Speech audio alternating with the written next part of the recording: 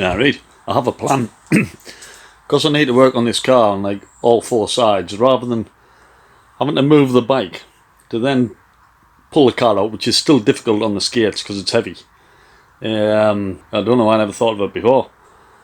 If I put the bike on the skates, so just three, obviously, it's only got three wheels, yeah, then I can pivot the bike round so it's like that way on, and that means I can just put this car right in the middle again, fair enough right up against the back, but at least I'll be able to get access to all four wheels, because once I've replaced this ABS pump, I need to be able to bleed all the braking system, and it's easier with the car up on axle stands, all four wheels off, to allow us to do that effectively. So that's what I'm going to do. Yeah, dilly. Yeah, right, I have a plan. Because I need to work on this car on like all four sides, rather than having to move the bike to then pull the car out, which is still difficult on the skates because it's heavy. I don't know why I never thought of it before. If I put the bike on the skates, so just three, obviously, it's only got three wheels, yeah, then I can pivot the bike round so it's like that way on, and that means I can just put this car right in the middle again, fair enough right up against the back, but at least I'll be able to get access to all four wheels, because once I've replaced this ABS pump, I need to be able to bleed all the braking system, and it's easier with the car up on axle stands, all four wheels off, to allow us to do that effectively. So that's what I'm going to do. Yeah, dilly. Well, we all done. Bike on the skates, so I've just got the sidecar pushed out the garage a little bit, gives us enough room at the front. When I'm done for the night, I can just push the whole bike in. So I've got skates on each of the wheels. So that worked out well. Car's now in the middle of the garage. It's up on the axle stand, so I've got all four wheels off, so I can get all the way around to do the work. Took the front wheels off, and actually I probably could have saved 47 quid, because these front discs are actually okay. There's lots of surface rust on. There's only marginal pitting, which probably would have thought it'd sell out after a good run. I mean, I've cleaned bits off with a wire brush.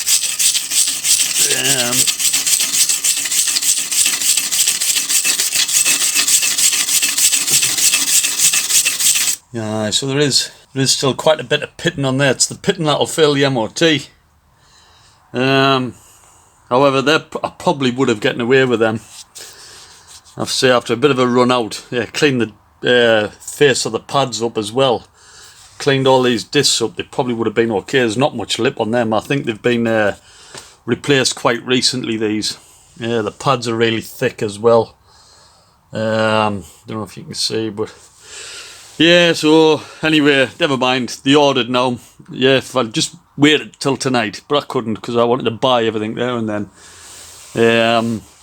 There we're gone. So 47 quid is 47 quid, isn't it? Would have paid for the MOT or halfway there for a clutch. I don't know. I might send them back for what it is, postage, or I might ask if I can just keep the backs and send them the fronts back. Yeah, I mean, I'll have to pay the postage, but it'll be about a £5, so if I lose a £5, not so bad. So it's an option anyway. I might send them back. We'll see. Anyway, on to other things. Yes, that's it. Well, what I'll do, I'll end the video there, and then I just want to chat about some of these faults back on the board. Dilly. Right, back on the board. Aircon high pressure switch. Let's get into the right one. Aircon high pressure sensor. Yeah, that's ordered. 20 quid. No bother. Simple. Unscrew it out. Take the connection off. Unscrew it. Screw the new one in. Connection back in. So that'll sort the aircon out. It'll probably need re-gassing, Brian. Going to the expense of that. That's up to the new owner. Right, the ABS sensor. We've sorted that. No problem. So I've ordered the new one, 9 quid. Happy days. Once that comes, bang that on. Hopefully that sorts the ABS problem out. EGR fault. We know what the fault is on that now, and I've ordered the replacement. I'm not bothered if the EGR valve doesn't work, because I just need that spindle at the top, so hopefully the teeth are okay with that one, and I can just swap them over. So that'll be the EGR fault sorted. Crash sensor I'll come on to last. Steering angle sensor. and brake pressure sensor, and the fault that hasn't come up on here but the light is on, which is the traction control light. These are all part of that system. So your brake pressure sensor and steering angle sensor are for the traction control. In essence, off my research, the brake pressure sensor senses how much pressure you're applying physically on the brake that's going through the system. It then transfers what force it needs dependent on how much steering turn you've got on, and how much traction is being lost, i.e. working in conjunction with the ABS.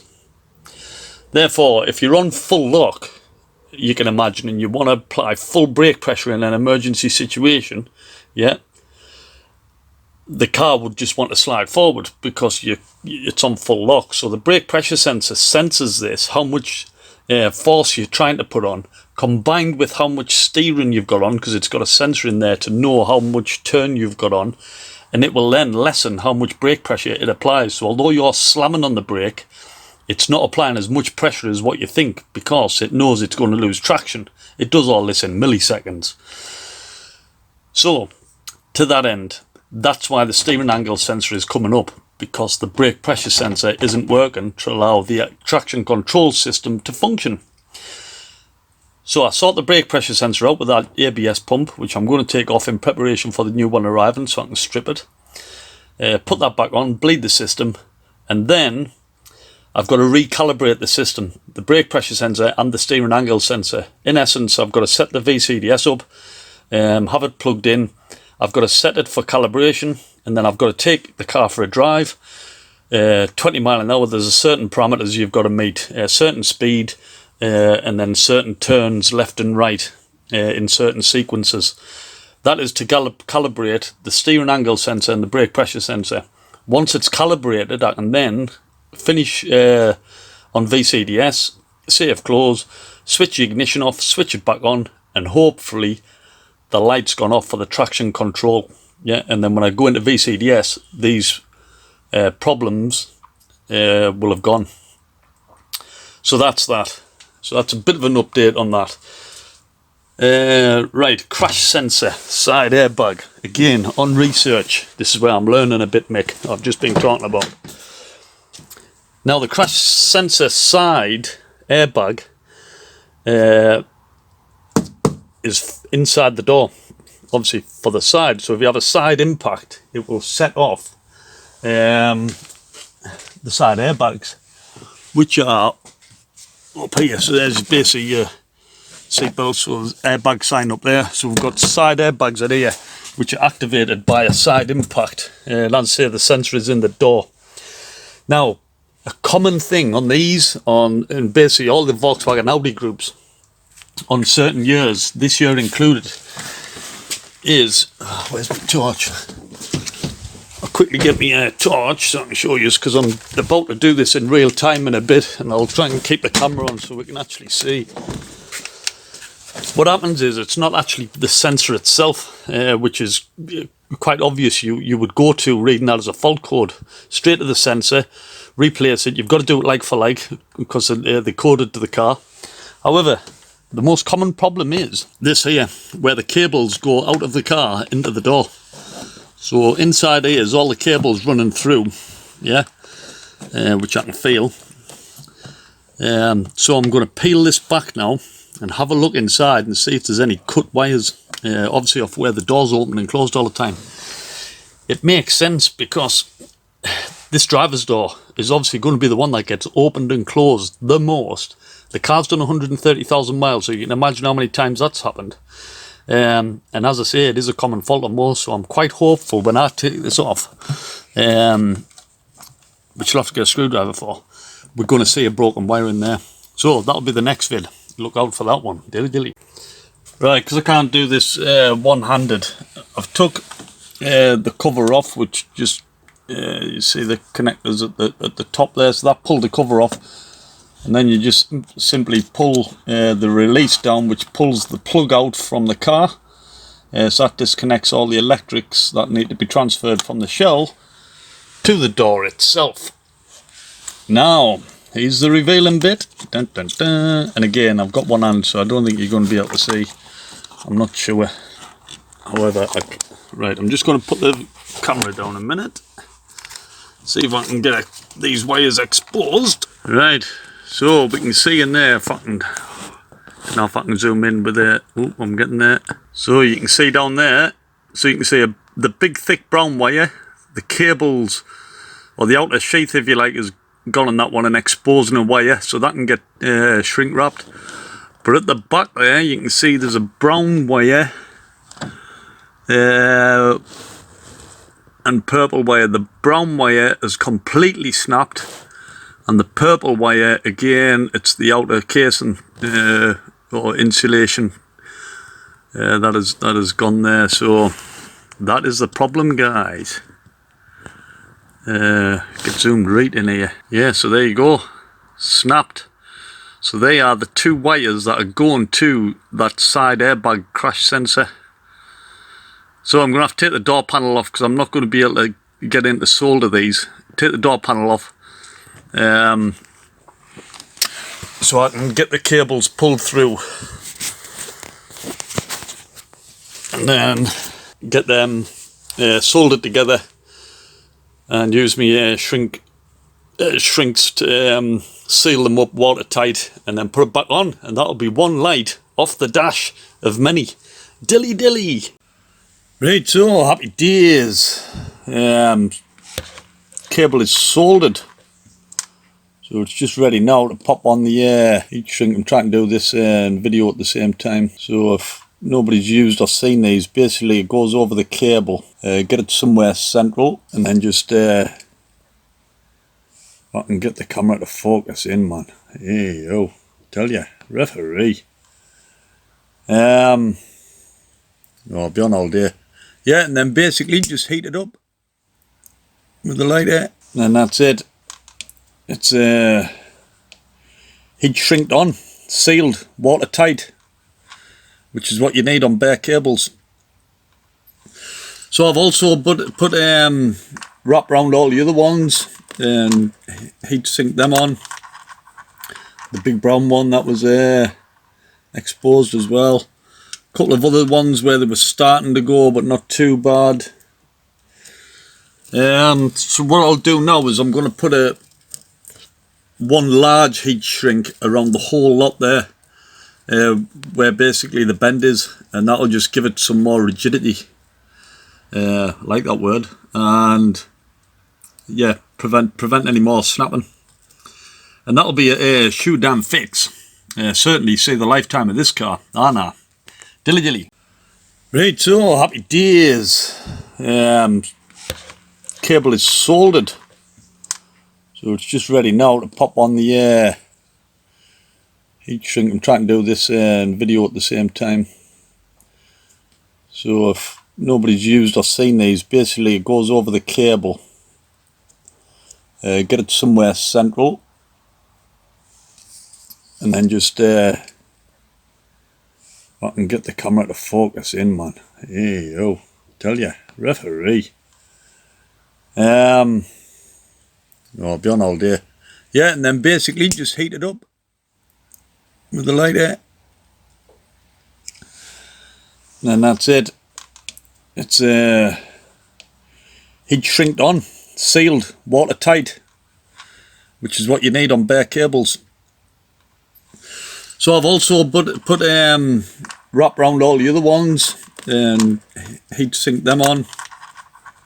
The big brown one that was exposed as well. A couple of other ones where they were starting to go, but not too bad.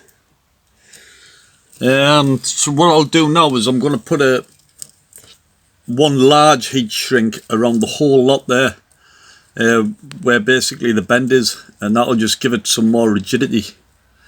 Like that word, and yeah, prevent any more snapping, and that'll be a shoe damn fix. Certainly see the lifetime of this car. Nah, dilly dilly. Right, door panel back on, which in essence didn't need to come off. That's all connected back up. Hopefully right. Checked and double checked before I reinserted all the pins. So it's the moment of truth now. I've put it on. I've got my VCDS rigged up just in case I need to reset it. But it might go off automatically. So we're looking for the airbag light extinguishing. Has it? No. It's still there. Yeah. So that should extinguish. Which it's not. So keep the ignition on. Let's go into ABS module. Yeah, not ABS. Airbags. And then on to fault codes. Crash sensor, side airbag, driver's side. Clear code. No fault codes found. Don't go back. Don't go back. And that now. It's gone off. Switch off. Switch on. No airbag light. So that's one off. Look forward to getting the rest off. Good job done. Dilly dilly. Okay, got about an hour left. Really happy with that job I've just done. Spot on. Wish everything was that simple. I mean, it still took a couple of hours work really, but you know, a couple of hours at a garage. Here's about 70 quid, 60 quid to plug it into VCDS to read fault codes. You know, you're looking over, you know, 100 and what, 120, 140 quid. I can't do maths.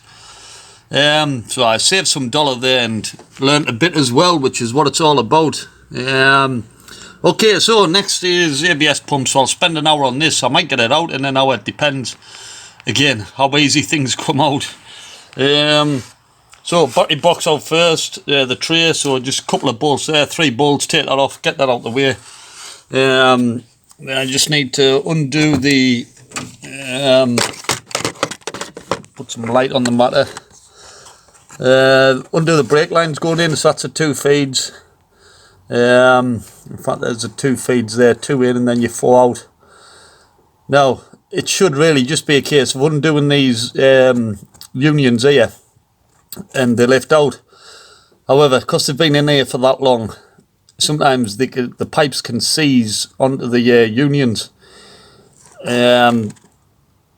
So basically, when you start undoing them, you actually twist the pipe as well. So I'm just going to have to see and start taking them off and see what happens. So yeah, battery box out, disconnect all these pipes, and then find out where the actual thing is mounted onto. I'm not sure how it is. I'll have to work it out and see where it's bolted onto, and then lift this whole unit out. Right, dilly dilly. So one ABS pump removed. Easy enough to get off the car, no problem at all. To take the module off, there was a Torx bolt there and a Torx bolt there. And then it was just a case of lifting off the control module, which basically sits. Which way did it go? No, pass. I don't know. Anyway, went one way and I took it off. So that's the part I need to keep, yeah, because that's coded to the car, to the ECU. So you can't replace them. Well, you can with a brand new one from Volkswagen. But then they've got to recode it. You couldn't even do it with VCDS. So that's where I need to keep, for sure. This is the part that I'll be replacing. Somewhere inside here, built into this, whether it's that, which you can't remove, I don't know, but this is where that brake pressure sensor is, in this unit. So all I've got to do is, when I get the new or second hand unit, which I think is here Thursday, I'll just do the same, take the control unit off, put mine onto it, put this back on the car, and then I've got to bleed all the brakes and also purge and bleed the ABS system. So I've got to plug it into VCDS and run the ABS pump, which will cycle clean fluid through it and bleed it. That's how to bleed it correctly anyway. So that's it. Straightforward job, easy. All the pipes disconnected, easy. They weren't jammed on or anything. So I haven't damaged any of them, so they're ready just to bolt back in, ready for the bleed. So fingers crossed, the brake pressure sensor is good in the one that I'm getting. Yeah, cost us 35 quid. A new one of these, new unit, is, I don't know, 200, 250, I think some 300 quid, I don't know, somewhere around that figure. So yes, it's a second-hand part, but if it does the job, it'll be sorted. Dilly dilly.